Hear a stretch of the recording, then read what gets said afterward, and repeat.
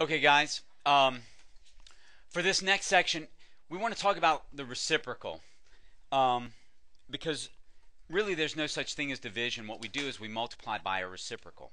Okay, and when we change division into multiplication, that means all the rules of multiplication stay the same, which means that it's commutative and associative. We can move them around. We can change the grouping. We can't do that with division. All right. So let's just look at reciprocal here for a moment. Two numbers whose product is 1 are called reciprocals.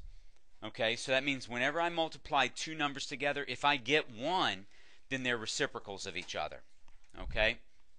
Now, the fraction forms are flipped. For example, 7/3 and 3/7 are reciprocals. Because if I were to multiply this, I'd get 21 over 21, and that equals 1. Okay? All right. So now we know that reciprocals are just fractions. In their fraction form, we just flip them to get their reciprocal. All right? A multiplicative inverse is just another word for reciprocal. The multiplicative the multiplicative inverse of 3 is what, Ian? What's the multiplicative inverse of 3? 1. Not 1. That's the multiplicative identity. What's the multiplicative inverse of 3? Remember, fraction form flipped. Read. 1 over 3.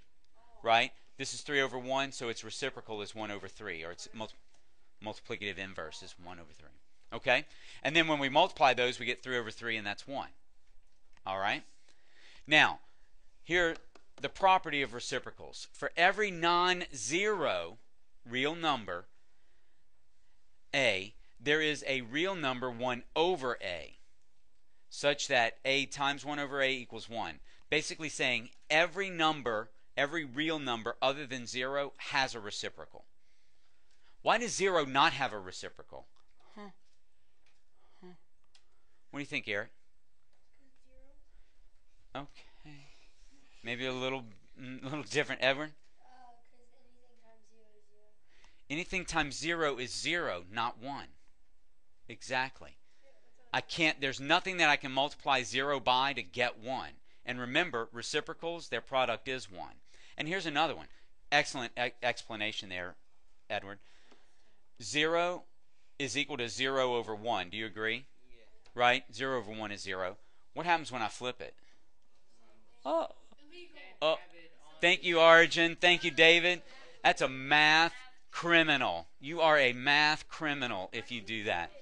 Okay. Shh. The property of the reciprocal of the opposite of a number. The reciprocal of negative a is equal to negative 1 over a. So this is something that's important to remember. Reciprocals do not change their sign. They have the same sign. It's just numerator and denominator flip. Okay?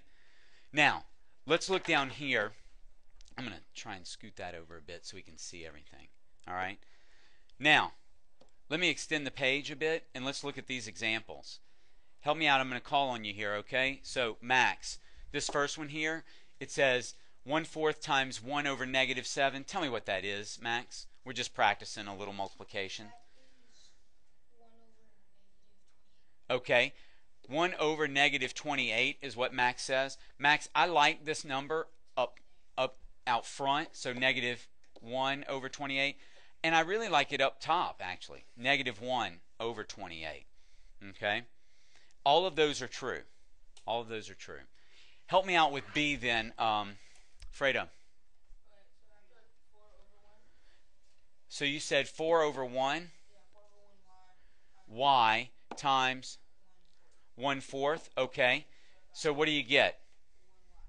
So you got 4 over 4y when you multiply the fractions? Like that, and then that just that cancels into just 1. Now here's something that you can also do, Alfredo. You could say 4y times 1 over 4.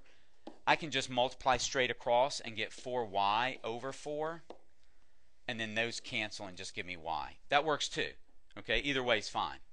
And then the last one here, what do I get, Joseph? Negative 6ab over 3. Oh, no, it's positive because, look, there we go.